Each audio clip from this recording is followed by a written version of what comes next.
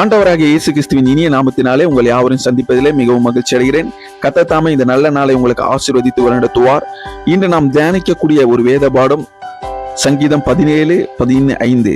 நானோ நீதியில் உம்முடைய முகத்தை தரிசிப்பேன், நான் விழிக்கும் போது உமது சாயலால் திருப்தியாவேன். இன்று இந்த வசனமானது தாவீது ராஜா விதமாய் சொல்கிறார், நானோ நீதியில் உம்முடைய முகத்தை தரிசிப்பேன். உலகம் பல முகங்களை தேடுகிறது.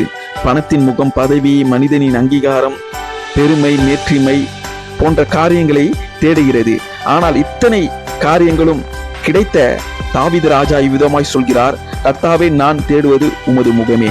ஏனென்றால் அவ்விதமான காரியங்களில் உண்மையான சமாதானமும் சந்தோஷமும் உண்மையாகவே கிடைக்காது என்பதை தாவீது ராஜா உணர்ந்து இவ்விதமாய் சொல்கிறார். அவருடைய சந்தோஷம், சமாதானம் எல்லாம் கர்த்தரின் முகம் மாத்திரமே. இந்த உலக வாழ்க்கையானது அநேக முகங்களை நமக்கு காட்டும். உலகம் கொடுப்பது கண்களின் கவர்ச்சி மாத்திரமே. தேவன் கொடுப்பதே உள்ளத்தின் நிறைவான ஒரு சமாதானத்தை தேவன் தருகிறார். நான் விழிக்கும் போது உமது சாயலால் திருப்தியாவேன் என்று இங்கு குறிப்பிடப்பட்டுள்ளது. இந்த விழிப்பானது இரண்டு வகையில் காணப்படுகிறது. ஒன்று, தினம்தோறும் காலையில் எழுந்து ஒரு உள்ளத்தின் நிறைவான ஒரு விழிப்பாகும். இரண்டாவது, நித்திய வாழ்வி.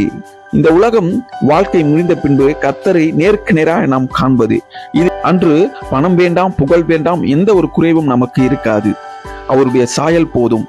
அதுவே நமக்கு முழு திருப்தியை கொண்டு வரும். இன்னும் சம்பாத்தியம், இன்னும் பொருள், இன்னும் உயர்வு தேடி, ஆனால் எவ்வளவு பெற்றாலும் உள்ளம் காலியாக இருந்தால் அந்த ஒரு காரியமும். சங்கீதம் 16:11 வசனம் இவ்விதமாய் சொல்கிறது, உம்முடைய சமூகத்திலே பரிபூர்ண ஆனந்தமும் உமது வலதுபுறத்திலே நித்திய இன்பமும் உண்டாகும். ஆம் என் அன்பு சகோதரர்களே, அவருடைய சமூகத்தில் பரிபூர்ண ஆனந்தமும் அவருடைய வலதுபுறத்தில் நித்திய இன்பமும் உண்டு. நீங்கள் அதை உணரும் போது உண்மையான பரிபூர்ண ஆனந்தத்தை நீங்கள் பெறுவீர்கள்.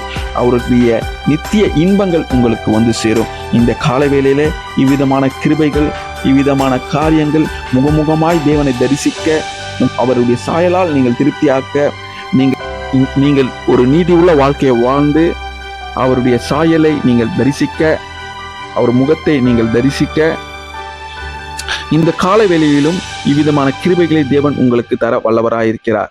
நானோ நீதியின் உம்முடைய முகத்தை தரிசிப்பேன் என்று தாவீது சொன்னது போல, நீங்கள் தேவனுடைய முகத்தை தரிசிக்க, நீதியின் மூலமாய் தரிசிக்க, அவருடைய சாயலால் நீங்கள் திருப்தியாக்க தேவன் தாமே உங்களுக்கும் அருள் செய்வாராக.